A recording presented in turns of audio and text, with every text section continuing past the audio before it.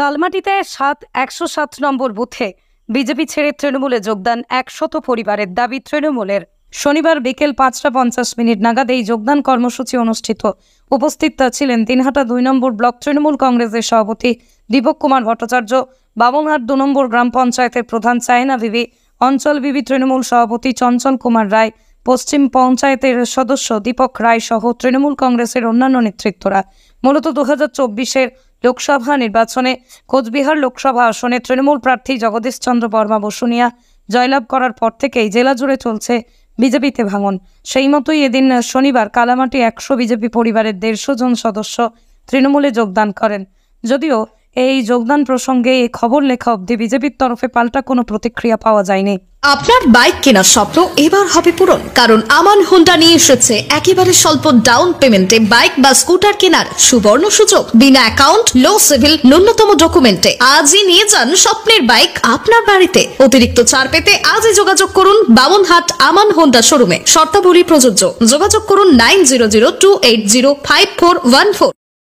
আর আমরা বামনহাটের মানুষ, আমরা কালমাটির মানুষ, ওই রাম মন্দিরকে দেখে বিজেপিকে ভোট দিয়েছি। আমরা উন্নয়ন আমরা দেখার চিন্তা ভাবনা করি। এই মা বোনেরা এখানে উপস্থিত অনেকে আছেন, আপনারা বিজেপিকে ভোট দিয়েছিলেন। আমার তো ভাবতে অবাক লাগে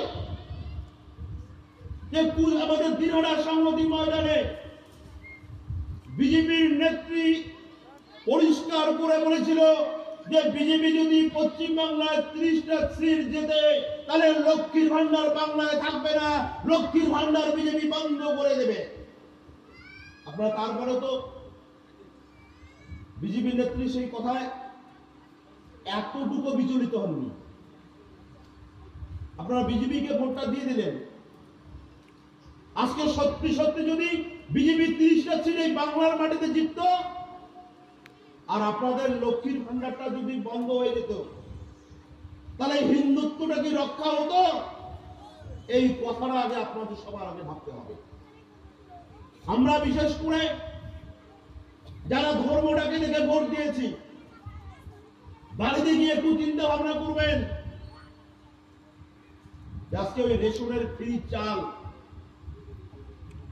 আজকে বিজেপি ক্ষমতায় আসার পর যদি এই ফ্রি চালটা বন্ধ করে দেয় তাহলে কি ভালো লাগবে? তো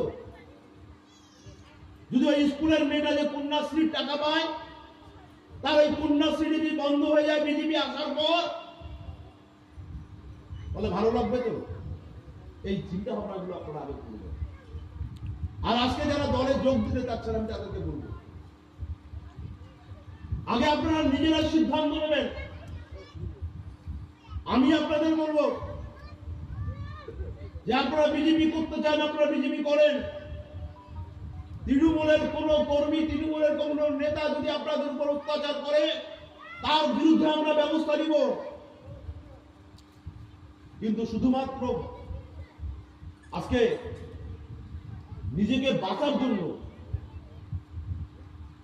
যে বিজেপিকে ভোট দিয়েছি, তৃণমূল কংগ্রেস কর্মীরা কখন এসে বাড়ি ভাঙবে, এই চিন্তা ভাবনা করে যদি তৃণমূল কংগ্রেসে যোগ দেন, আমি বলবো তৃণমূল কংগ্রেসে যোগ দিতে হবে না।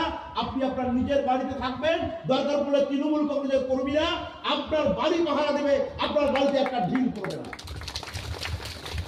কিন্তু যদি তৃণমূল কংগ্রেসে যোগ দিতে চান,